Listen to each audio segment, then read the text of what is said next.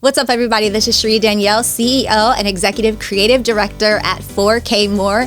We are a production and advertising agency, and we exist to produce content that helps to shift mindsets towards a more beautiful, equitable, and inclusive world. And for this Women's History Month, we are bringing dope ladies to the yellow couch who are making a difference in business, and the arts, and in their communities. And today, joining us is the one and only and my favorite affirmation musician, Tony Jones. Hi. Thank you for having me and sharing what I do with your platform. I appreciate that. Thank you, sis.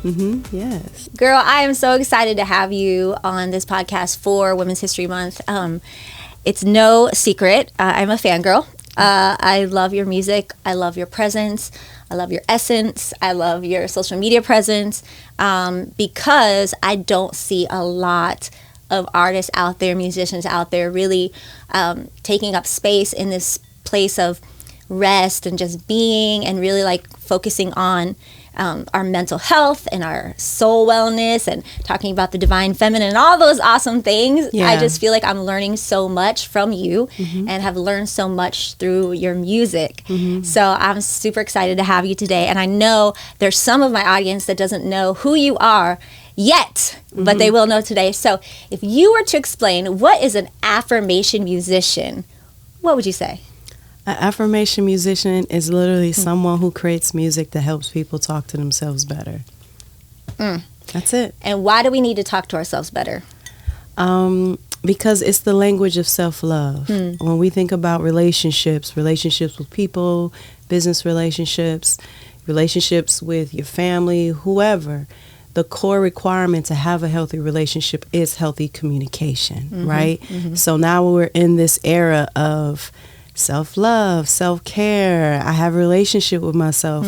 You can do all the things, the self-care baths, the rituals, all of those things. But if you're not talking to yourself better, you don't have a healthy relationship with you. It's like if you were in a relationship, like we could be doing all the things, dinner, romance, all those things. But if that person is talking to you reckless, we don't have a healthy relationship. So this is why self-talk affirmations is so important, because it improves your relationship with yourself. I agree. And I'm super curious, why did you start this work? Like, what is your origin story? Like, why in the heck did you birth this? Because you are the OG of this genre, correct? Oh, man. I take that. I receive that. Hey, you're one of the OGs at least. It's a new thing. Yeah. It's, okay, I'll give you the story. Okay. So I was a life coach for, let's say, 7 years. And I did that part-time. But I was also a dream director in Detroit Public School system for about 7 to 8 years as well. And I think around 7 years doing that work. So majority of my work was empowerment of youth and women. And so I'll say in 2018, I was just praying like, God, you got to give me something to help my clients. Because I felt like my clients are benefiting from my depletion, because I was doing a lot of the awareness work that helped them become self-aware of how to practice well-being while being a high-achieving woman, you know, having a full agenda, having responsibilities of being a mother, a wife, and so on. So I just felt like I'm going to end up burning myself out by trying to always, you know, be the work for my clients. Be the work. Yeah, like be the work. Like I'm actually being the work for them instead of them doing the self-awareness work to become aware of how they should practice well-being. Because not everything works. Whatever works for me won't work for you. So it requires you to intuitively know what works best for you, right? So long story longer, I was in prayer and I said, God, I need something. So I was in prayer meditation and it was like, poof, affirmation music. I'll never forget it. And I don't know, I don't think it was a long time before I got the answer. I was like, affirmation music. And then so I Googled affirmation music and no one had coined that phrase. So I was like, wow, I get to do this. And so I was like, I'm going to boost my life coaching business. I'm going to help my clients. They'll get to practice well-being on the go. I end up going to LA for a month and I wrote affirmations for the grown-ass woman. I wrote 9 songs to represent the 9 months it takes a woman to create a human being in their bodies. Oof. Because I wanted these 9 tracks to be like, as soon as you push play, you're going to a point of no return after that. You immediately bust your awareness wide open to start growing up as a woman. And so I wrote those 9 tracks, came back from LA, got applied for a loan, got the loan. I got in the studio and started creating affirmation music. So the intent was to start off, the intent and idea was to create this music to help my clients. I never had the intention of becoming a artist. I never had it on my vision board. It was never even a desire to be a musician, to sing, to perform. So it really was a paradigm shift on how I plan my life. Yep. You know, I now underplan it and unplan it because something else is happening here to live through me more than just my goals and dreams and passions, because there may be dreams that happen in your life that you never dreamed before. Yeah. You know? Yeah. It's interesting because why I'm such a fan of you, Tony, is because I found your music right after my divorce. And I was married for almost 15 years, grew up in the church. We met, you know, doing ministry as kids. So we did all the right things. I thought I did all the right things, you know, serve the church, serve the community, all the things. And I realized when the divorce happened that my biggest challenge was going to be not believing a lie that I wasn't a woman worthy enough of love. I saw my mom, when she went through a divorce, buy that lie that she was unworthy. And then she ended up getting addicted to crack. And a lot of very volatile things happened in my family because of that. And she's still a recovering addict, and she's doing her best. She's trying hard, you know, but it's been decades.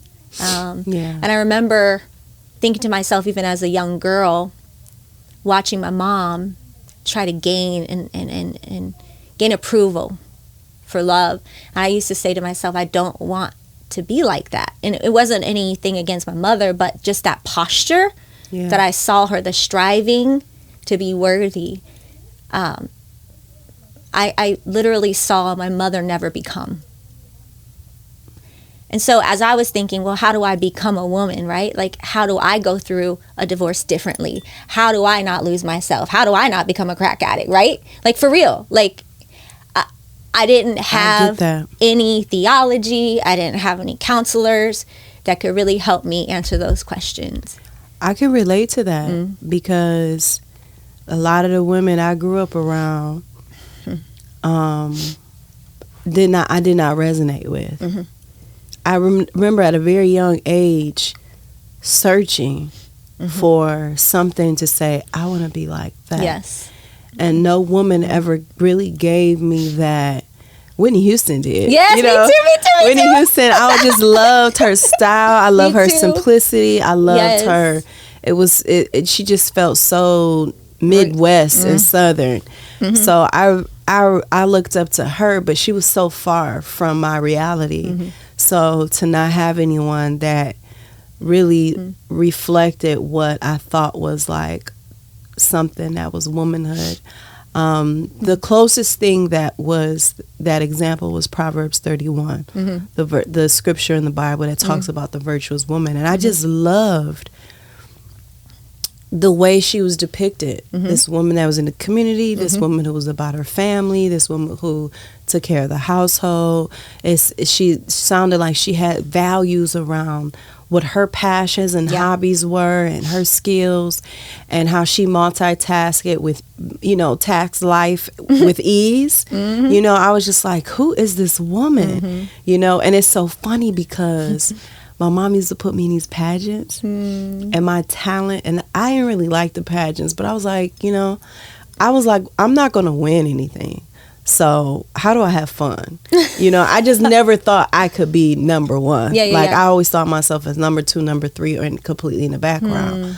And so my talent was reciting Proverbs 31 over piano music. That was always my talent. So even to look back at what I'm doing now, it's like, oh, my gosh, there's something, a thread that happens without your own conscious awareness that's living through your life. And so I would say that Proverbs 31 was something that I aspired to be, because I didn't see women becoming, I saw that unworthiness, erode their identity in existence and everything that they touched, despite their good heart, their love, their talents and skill. I just saw the cancerous way of thinking about yourself through the lens of unworthiness. I was like, oh, I see what that does.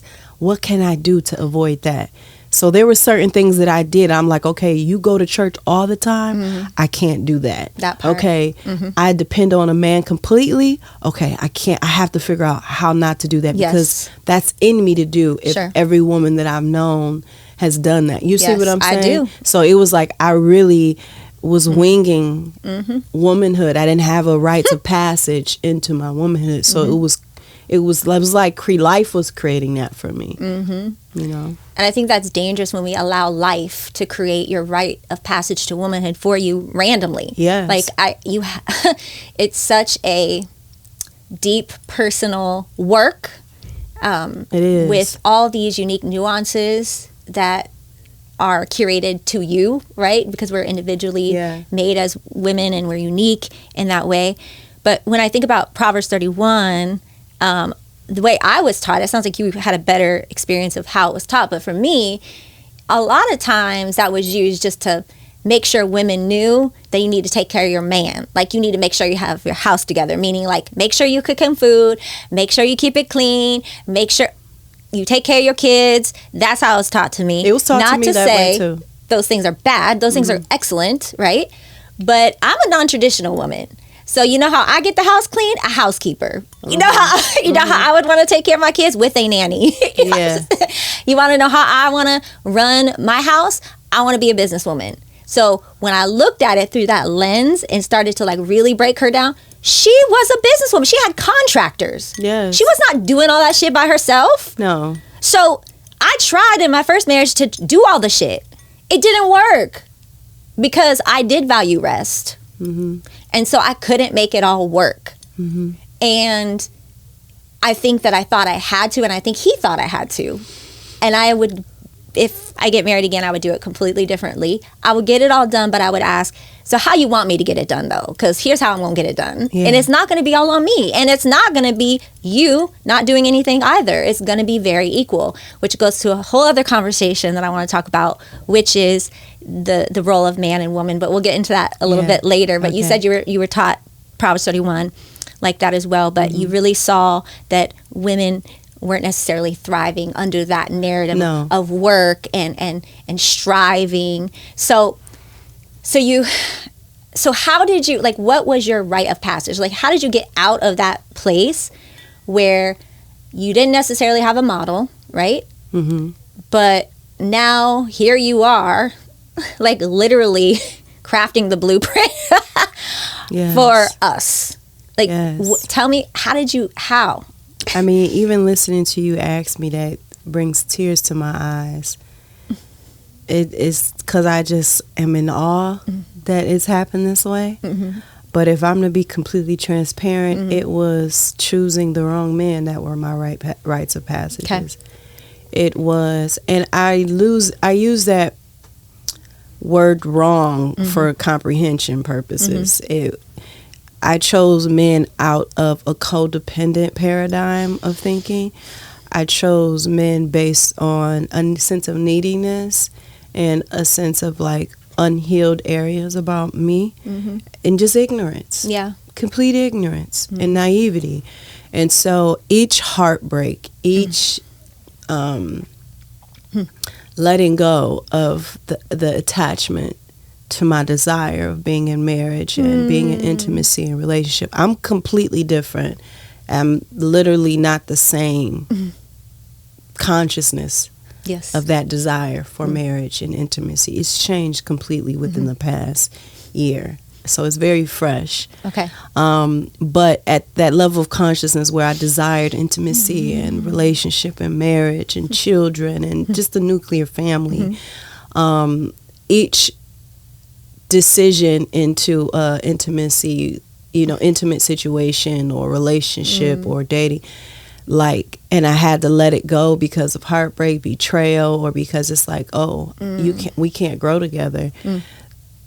Every time my attachment to that desire was ripped, and it was like, how much will I allow myself to feel that, to free myself? Somehow I knew on a deep level, each one of those scenarios was initiating me back to myself. Come on. Because I knew that if I allowed what I experienced with them to determine my heart, That part. I could end up eroding my whole life with not becoming Right. who I truly am. And so I remember times, I lived in New York. I remember times I would rock myself back and forth, God protect my heart, keep me pure. Please keep my heart pure. Just crying because I could feel that darkness at my door, with all the evidence that says, your pure heart's not going to survive. Yeah. You know what I'm saying? So it was just that intense. So my rites of passages that I don't wish for anybody, but I know a lot of women can relate to it. It's heartbreak. Yeah. And really the heartbreak of really that your desire wasn't your truest desire. It wasn't your highest desire. It was a version of you that was attached to the desire because it fulfilled something that was a void. And that is, Yes. that process, that path is not a joke, So again, those decisions with those men initiated me deeper, back to me. Okay. Same experience, which is interesting. That's probably why I resonate with you so much in the sense of heartbreak, right? Led me to this journey. Now, when you talk about consciousness, help our audience know what that means. So give a definition, because there's going to be people who are new to this idea of consciousness. So what would that mean? Consciousness, if I was to define it informally, I think it's like having a billion eyes. Okay. It's and really what I mean, a billion eyes is being able to explore multiple perspectives, having space for multiple perspectives of life. I could easily say, let's say a recent situation that I went through the past couple of years with a guy. He did this. He did that. All of what I'm saying is true according to my perspective. But am I willing to expand my awareness to be conscious that there are other versions of that experience? Am I open to that? And so when we talk about consciousness, it's really about expanding your awareness past your own logic. It's opening yourself up on an emotional level, on a hearing level, to be open to see life in multiple ways, without trying to fit it into the box of right or wrong, toxic or healthy. It's allowing it all to live in a whole place. And I know that can sound advanced because it's a really a feeling journey more than a thinking makes sense type of journey. So it may sound a little complex. It's really like you have to go through the journey to really understand what consciousness is. But if I was to give a simple, smart, informal a definition of consciousness, that would be that it's really expanding your awareness past your logic to gain better perspective of what of life and what you go through. I love that, because some of the people who are watching may be very religious, right? They may be Christian or Catholic or whatever, and this idea of consciousness has kind of been a little bit taboo, because anything in the Christian faith, which that's how I grew up, that takes you away from Jesus and Jesus and Jesus and Jesus only, right? Right. Is not to be thought about. Again, going back to, there comes a point in your life as a woman where the things you may have learned from the examples in your life, or even from your own faith journey, does not serve you in that moment fully. And so Yes. how in the world are you going to make it through if you're not open to being conscious to other perspectives, other views, other ways of processing through something? Yes, so that you absolutely. could get a different result than the things you've seen before. And so for me, as soon as I moved into my apartment by myself, I said, God, I don't need you to be Father. God, I don't need the Son right now. God, I need a woman to help me know how to become a woman. Like, I need you to be a woman to me. And so when that happened, I felt like God was like, bet, I'm going to send you the Holy Spirit. Because she really is, she's the woman you need. And I was like, but can I really relate to her as a woman? Can I really say that? Can I really like start praying? And I know some people would hear this and be like, oh my gosh, heresy. But here's my response to that. Why not? Like, how would that make God upset that I have to relate to God as a woman if I'm made in the image of God? Yeah. If I'm made in the image as a woman, then there's woman in the image of God. There's woman in God. Absolutely. And I needed to relate to God as a woman. I needed to understand how it was intricately put together as a woman. Mm-hmm. And I needed to heal intimately as a woman. Mm-hmm. And so you talked about intimacy. Mm-hmm. So it's interesting because, yes, marriage was a big goal of mine and I never wanted a divorce and all that stuff. But I think the biggest thing that I learned in my healing journey when I started listening to your music was this idea of being intimate with yourself. Yeah. Yeah. What do I need? Mm-hmm. What do I want? How do I like things? You know, how does this make me feel? Like, what relationships do I want in my life? Who are the people I want in my life? Do I have permission to say get out of my life to people I don't even know how they got there? Yeah. Do I have permission to say to people I don't like how you're talking to me? And then if they continue, just literally dismiss them completely out of my life. Like, that is okay, because what I'm cultivating with myself is precious and it needs to be protected and it needs to be honored, and it's the key word, sacred. Absolutely. I just to speak to that point, you know, I recently went through something with it was growing into a girl friendship, you know, and she ghosted me like 2 times that I reached out to her. And she finally reached back out like 10 days later, and I had to let her know, like, listen, it's not personal, but I don't want to have tea and unpack the why.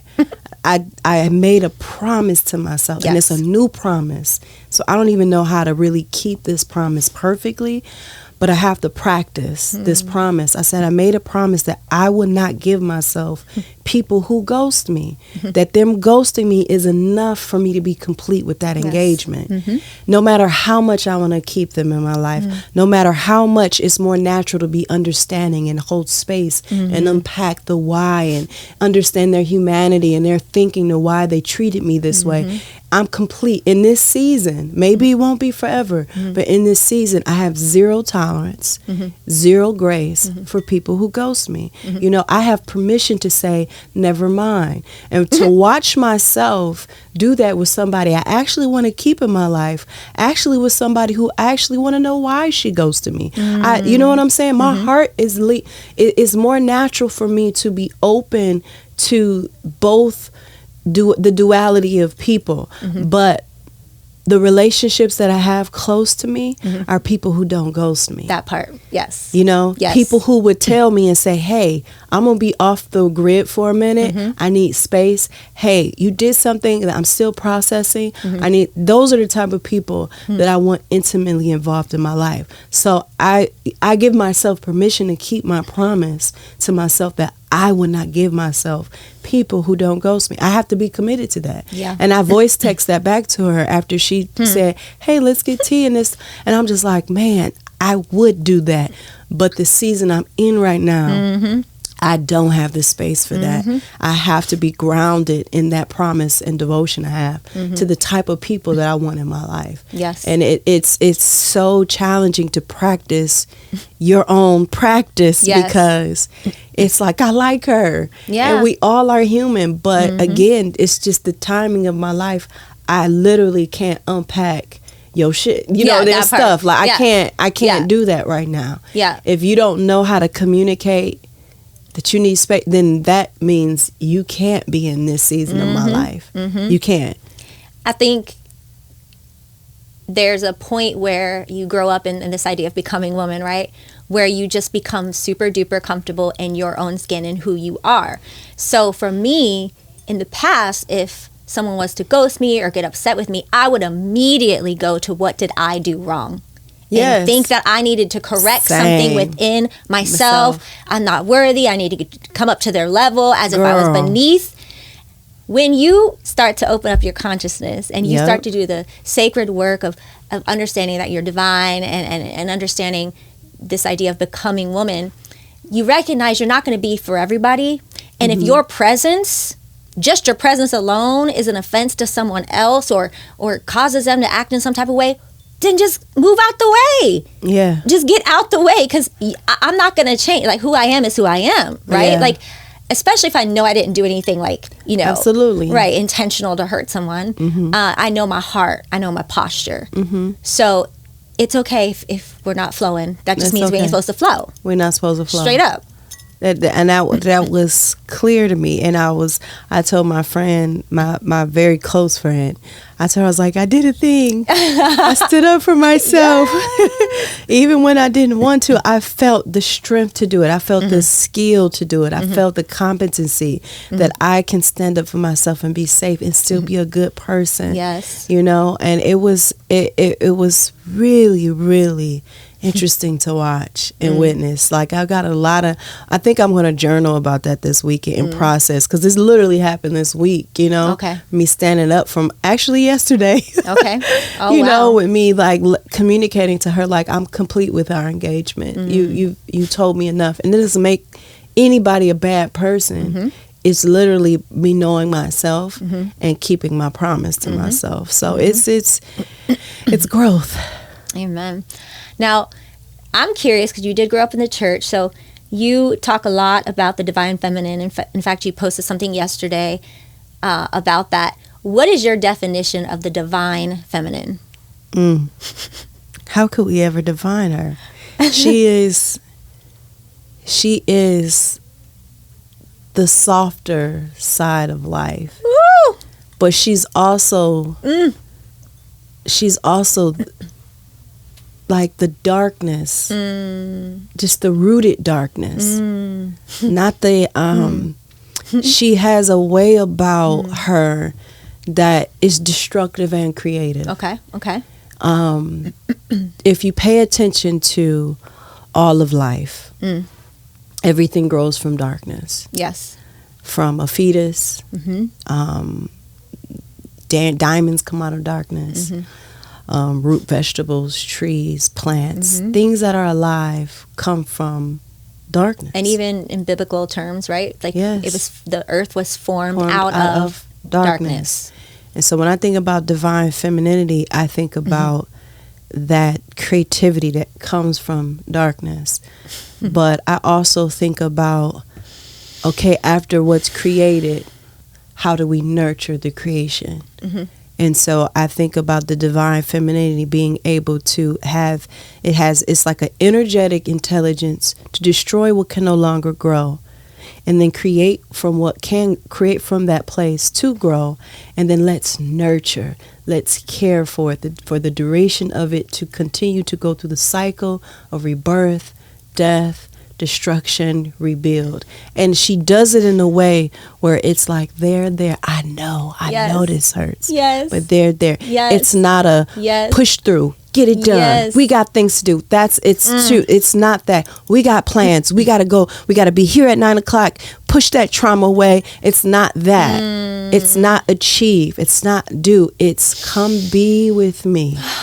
Come be with the inner parts that you keep hidden in the dark. Yes. Let's bring them Yes. to life Yes. and let all the stuff that can no longer grow Yes. die into the darkness. Yes. Just go away into the ether. You see what I'm saying? I So do. I poetically I do. put it, but I just that's the best way I can Yes. express, not define, but express Okay. my own experience with divine femininity. And from those who do define it, like on Instagram, people who are experts at that, like it reigns true with how I just expressed Okay. it.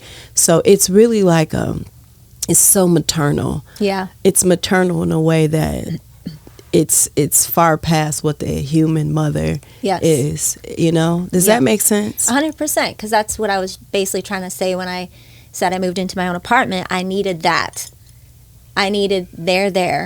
I Yeah. needed let it go into the past. I know this is going to hurt. This is going to be a long journey. You're going to be lonely. The silence is going to be deafening, right?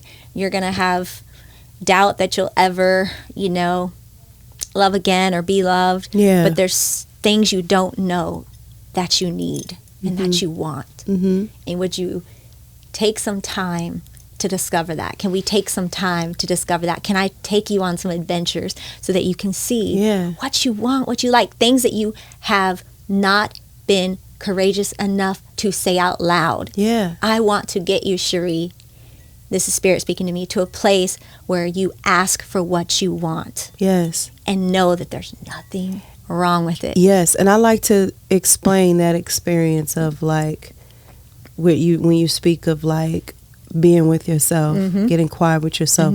Think of it through like the gardening process. When you put a seed in the ground, that seed doesn't need your 100% attention. It needs your presence and your consistency. That seed is in that dark space, and it's grabbing all nutrients from the elements around it. And its own intelligence to grow is in there, but it needs that surrounding elements, the right habitat and presence to grow. So when it comes to you, you have this seed in you that says, I'm this, I'm that, I have these gifts and talents. Like, I want to be this, but this is holding me back, and this is holding me back. If you look at yourself as the seed, look at your surroundings. What isn't the habitat of that facilitates your growth? What, you know what I'm saying? When you think of that, and the only time you can really get that clarity is when you're in the dark space. The dark space is when you're quiet, right? When you turn the TV off, yes. When you fast from social media, when you know what I'm saying? Like whatever you can do to create some quiet time. If it's on Saturdays, on Sundays, Monday nights, spend time with yourself and just journal or record it if you don't like writing and just say, what do I want? Who are the people that I feel so alive with? Who are the people that actually believe my mask? Like, ask yourself these questions. Where am I in my life that I know I can grow? You know what I'm saying? Yes. It's expand. I can be better than this. Yeah. You know, that's when you're being the seed that's still, that's present, and taking inventory of the surrounding of your habitat, of what's nurturing you to flourish. Yes. So when we talk about these, spend time with yourself. What does it look like? Yes. It's like you're the seed that has intelligence to expand and grow. You're the seed. Yes. But you have to be in the right environment and habitat. And in order for you to know if you're in the right environment, habitat, you have to be still in the darkness to be able to feel what's happening in your life, you know, and then you can make certain decisions step by step. I definitely used to not flow in the divine feminine. And when I look back, and I think of it through this idea of seed and this idea of garden, this idea of sitting with yourself and feeling and observing if your habitat is conducive for your growth. When I look at that, about a year before my ex moved out, I started having issues with my uterus, my womb. My periods got really unregulated, started passing like big old clots of blood, and I had to go to the gynecologist. They had to like literally scrape my uterus because there was like compound blood or eggs or whatever. And it was funny because I wouldn't say it's funny. Actually, it's really sad. I think that was the first time I took time to even think really about the ecosystem of my womb, to know what was even going on there. And in addition to that, when he started hinting at this wasn't his environment that he wanted anymore in this marriage, I was so full of anxiety that I broke out into shingles, my body, right? Like, that's something that older people get. You're not even, I can't even get a vaccine for it right now because I'm not even supposed to get shingles. And the doctor says, are you under a lot of stress? And so I remember looking in the mirror at myself. I had these shingles on my torso. I looked tired. I was drinking too much at the time, you know, and I was having these menstrual issues. I didn't like what I saw looking back at me. And I was afraid to stop because I didn't know what I would lose if I stopped. But what I was gaining wasn't much either, right?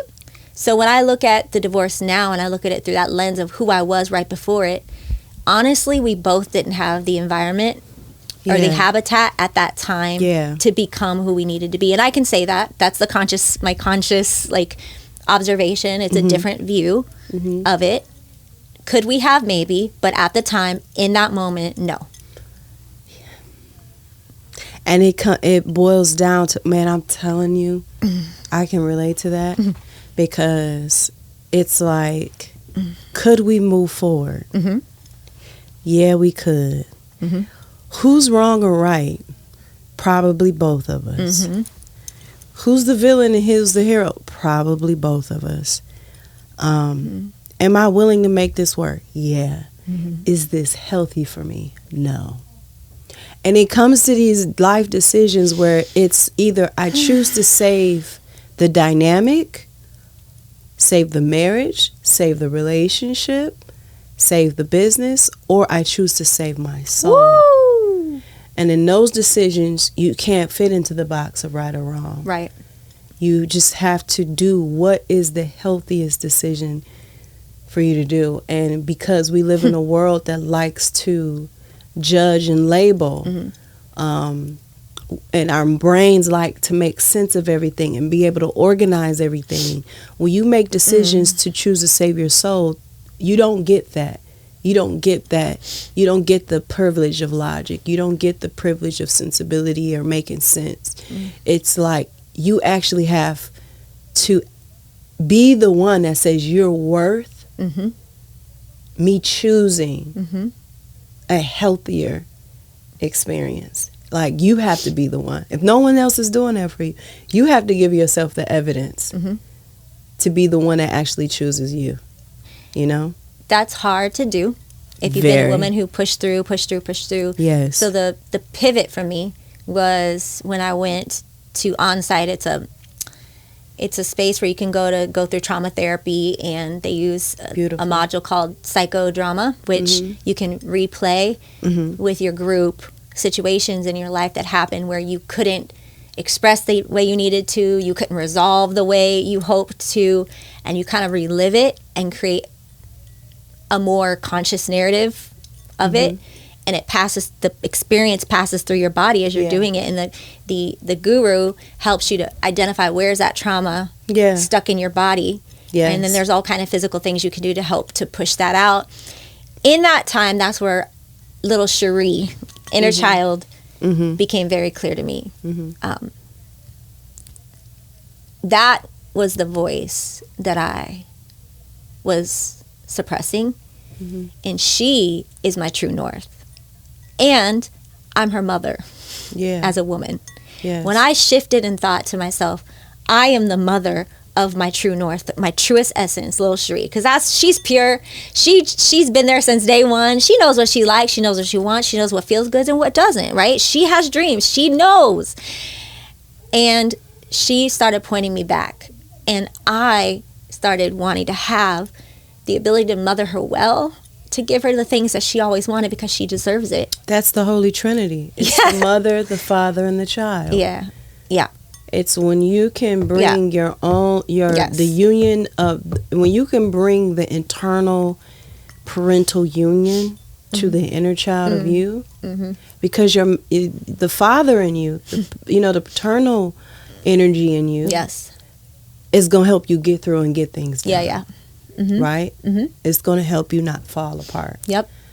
The maternal feminine energy within you is going to make sure you're nurtured and that you're cared for and that you don't harden too much, that you don't compromise your vitamins, nutrition for the go. Yep. And your child is going to make sure you enjoy this whole shit show. Like, excuse my language, but it's going to help you. It makes sure make sure you have fun. Yeah. And then when you start to feel yourself growing, because the inner child grows. Okay. She grows. Okay. She goes into her teenage years. Oh, okay. And then you just start maturing her, because the union of, you're no longer fantasizing of who your parents should have been, because yes, they brought you here, but they're really not your parents. Like, yes. They are. And I hope I'm not losing the audience here, but I'm talking in metaphysical terms. You're speaking about our soul. Where did our soul come from? Yes. Right? And if you need more information about this, watch Soul, the Disney movie Soul. Yes. That was beautiful. First of all, if you watch any of the Disney movies, from Brave to Soul to Mulan to all of the Frozen, pay attention to the movies. Pay attention to even the 80s cartoons, Care Bears, Rainbow Bright. All of these movies tell you the code.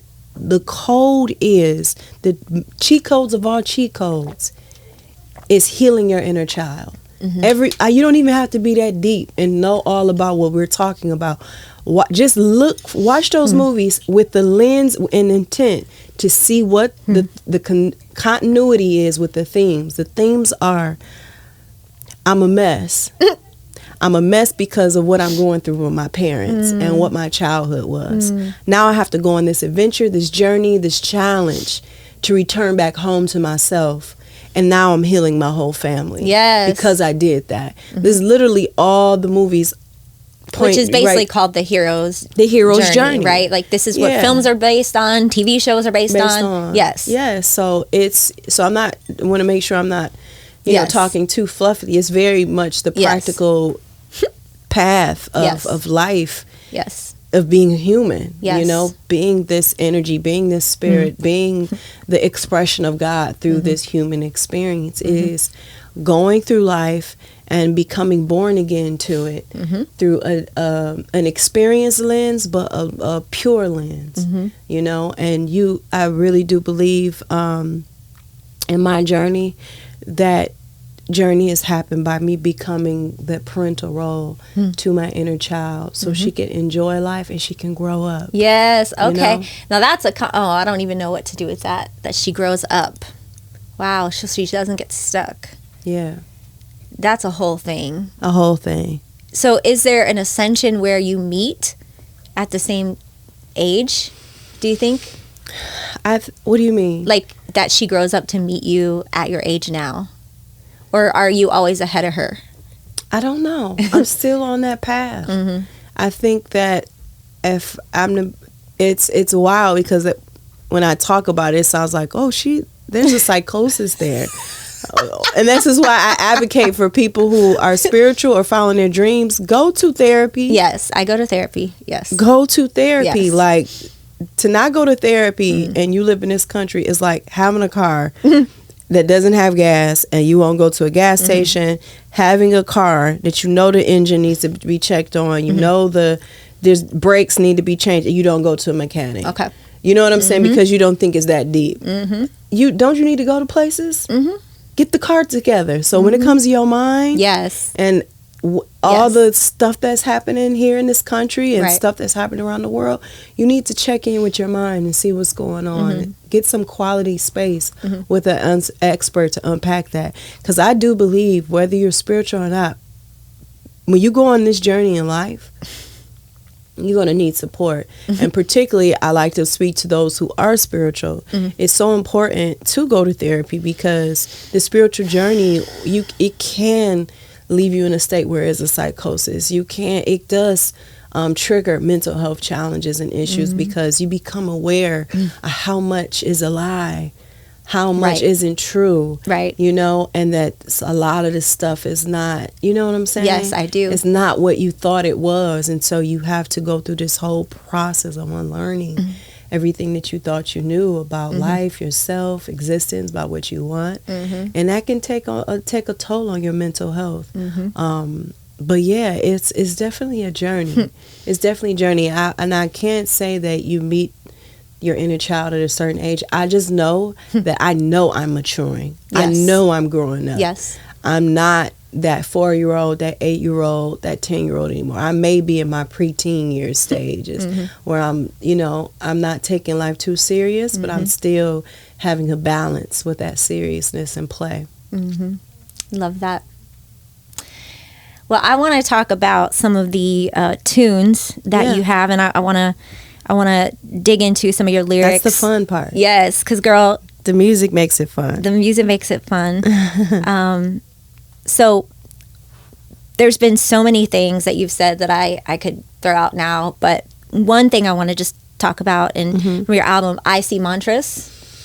Yeah. You say, my inner wounded child can't bond with them anymore. So you're talking about, you know, whoever it was that was, actually, let me start here. I won't protect insecure egos anymore. I see the flattering sweet tongues, facades of loyalty, yet wisdom will keep me from other sincere BS. Wisdom will keep me from other people's sincere BS. My inner wounded child can't bond with them anymore because baby girl is saying she growing up. Because baby girl is saying she growing up. She growing up. She growing up. So that lyric, I remember everything about that lyric and where it came from. It was a group of girls that I hung out with up until 2019. And it's so interesting to look in hindsight about that part of that song and where it came from because there's friendships that I gave myself and I reflect on them and I'm like, wow, some of these girls were mean to me. I'm like, what did I believe? What was I believing to allow them to be mean to me? You know, and so having to let those girls go, how many was it? It was her, it was her, it was her, and it was her. So it was a 4. It was a 4, and 3 of them that was like my crew. Okay. And then the other girl, she wasn't a part of that crew, but she was a major ally. That was like 7 years. Okay. You know, so much happened because of her loyalty to me. You know, so much good. But the energy. The energy, though. Yes. Like, I would never give myself people like that again. Give myself people like that. Give myself, keyword, give myself. Give myself. I would never. And the thing about it, it doesn't mean that it's like positive vibes only. It's being able to know your self-worth enough to know, oh, you're 4 circles out. I can never bring you in. Like, you know, or you're 8 circles out. You're a healthy associate, but not a healthy friendship. You see what I'm saying? And so it's like I know my worth and what type of people I need to have, or at least I'm learning, or I know more of what is healthy for me in intimate spaces and building bond. But that particular lyric was about specifically those girls and what I went through. Like, baby girls growing up, my inner child can't bond with them more. Something in my childhood believed that this was normal to have friends like this. Right. You know what I'm saying? So when I was growing, they had to be left out. Like, it was not even a matter of conversation or closure. It was like, oh, we can no longer grow. Right. Some things won't bring you that practical closure. Some things that just you expand out of, and the situation is left to where, oh, we can't even talk anymore. Yeah. You see what I'm saying? You're not even worth the conversation anymore. And so it was just from the experience of how I was treated. You know, what was the first lyric that you said? So, I won't protect insecure egos anymore. That was part of the dynamics. Yes. Right. Protect. Just remember the maintenance, the amount of energy That's I put the energy in. part. That's the energy That's the part. energy Like part. how much I shrunk myself. Okay, I can't be too sexy, or I can't wear my full high heels. They're short. They may feel insecure. Like I had to or I can't really articulate all my answers because then I'll outsmart them. Like it was that. You know what I'm saying? I felt like I remember doing things like agreeing with them so they would feel valid in their own perspective. Right. It was just so much energy went towards them feeling like we were on equal plane. Right. So they wouldn't feel insecure around me. But I'm like, no. That's when I was realized like, I had to let go of my girlfriends. Yeah. For me to grow. Right. And get wisdom like that. Yep. And I think the helper in me would want to say, well, how do I take them along? And now I know I don't take people along. Like you said, I give myself friends. I give myself this, right? Like they have to come to a point where they're not happy with that type of life. And they may never. But that's okay. I'm not. I'm moving forward. And that's okay to say that. And you go on to talk about getting to that point when you say, I'm taking this year at a slow pace. I'm moving, but I'm pacing this thing out. I think I'm doing a beautiful job figuring out some heavy-ish. I'm an integrity-driven woman. I transmute all disempowering habits that I made up to defend myself. Every sting of rejection and betrayal that I've threaded into my heart memory, I unravel you now. And then you say, thinking about who does she think she is not a divine woman's mentality. So you're talking about, I'm going to go on this journey. Yeah, some people may be like, who does she think she is? Stopping our friendship, getting out of the situation, thinking she deserves to be like whatever she thinks she deserves.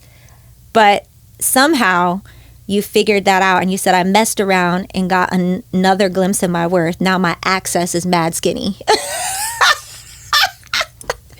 I love that. I love that part. So I when I was listening to this and as I was getting to know your music, like, again, it was just giving me permission to know that not everybody deserves to have access to me. Yeah, it's that. And that's okay. It's okay that I don't want everybody to have access to me. Yeah. That doesn't make me feel safe. And I've learned enough that people have that right to do that with me as well. I'm still growing. I'm still learning. We all deserve the space to say to each other, hey, I'm complete. Yes. This is not healthy for me. I need to grow out of this dynamic, this friendship, this situation, this relationship.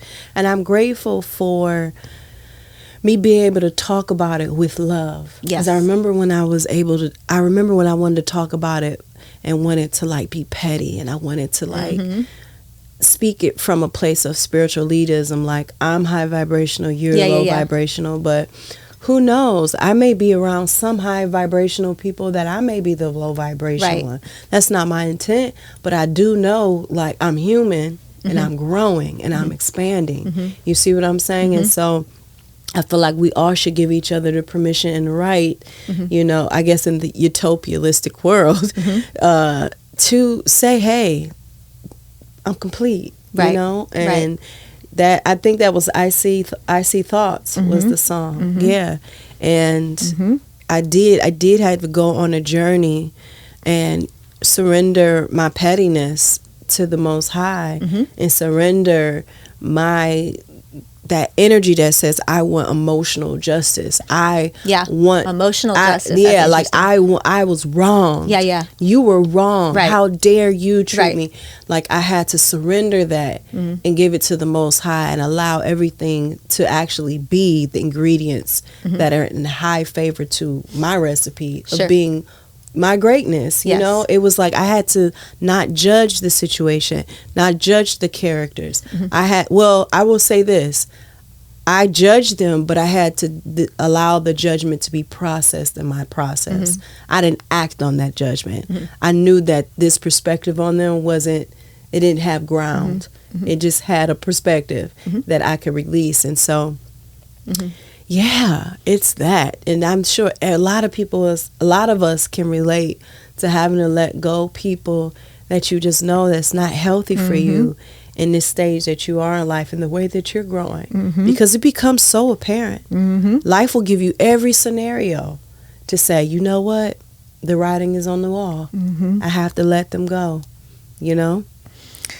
And so that song in particular and those lyrics were my consciousness being able to scan my life, scan what was really happening, and I see thoughts. Was able to take my awareness that was aware of who the villain was, who the hero was, who the low vibration. I was able to see that, but then take that perspective and raise it to a higher consciousness to see my thoughts about all of what's going on. And that's where that song came from. So you went from petty to queen to goddess to priestess. Competing and comparison is a no for me though. My growth is not duplicatable. Go ahead. Or copy friendly. I'm powerful. I'm powerful beyond measure. The version of me of others created in their mind is not my responsibility.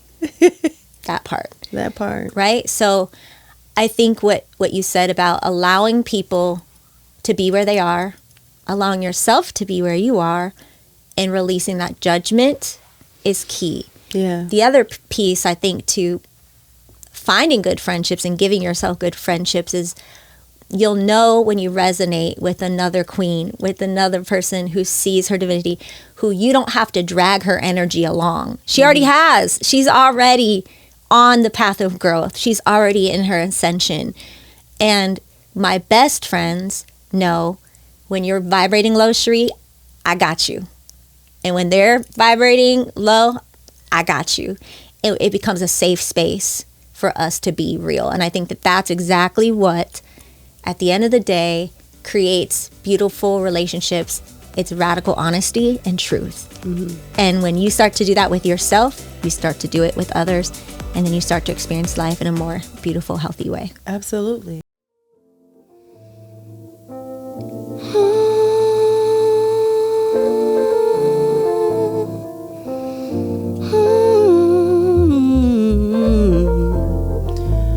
I'm inviting myself to be softer in my life. I deserve to feel like this. I'm soft for myself. I'm soft for myself. I'm soft for myself. I'm soft for myself. I'm soft for myself. I'm soft for myself. See, when I'm working, creating, sending emails, going about my goals and day, I deserve to choose an embodiment that's less chaotic, more gentle, more soft. I like who I am when I choose this way of being with my day.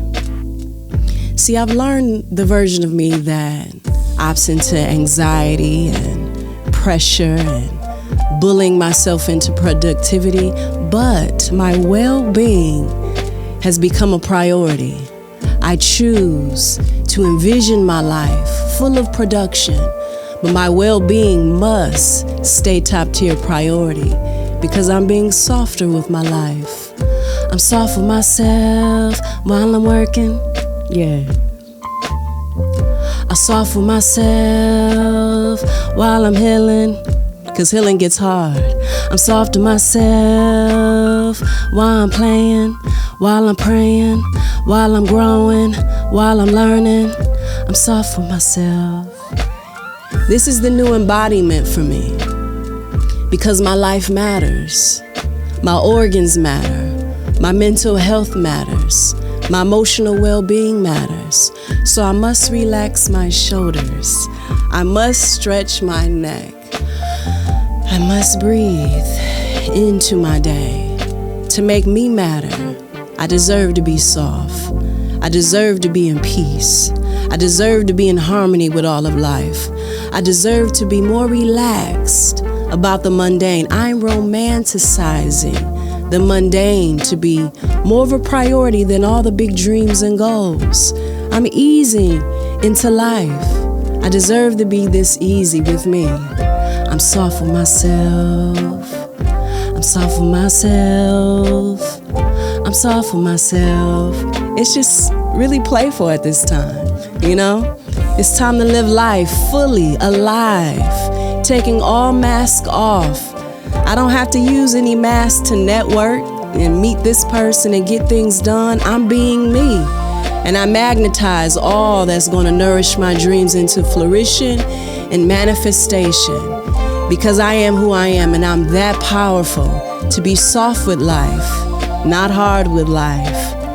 And all things that are in my high favor will happen for me without the stress, without the anxiety, without the bullying myself. I'm soft with myself. I'm soft with myself. We're in that soft life era. Peace.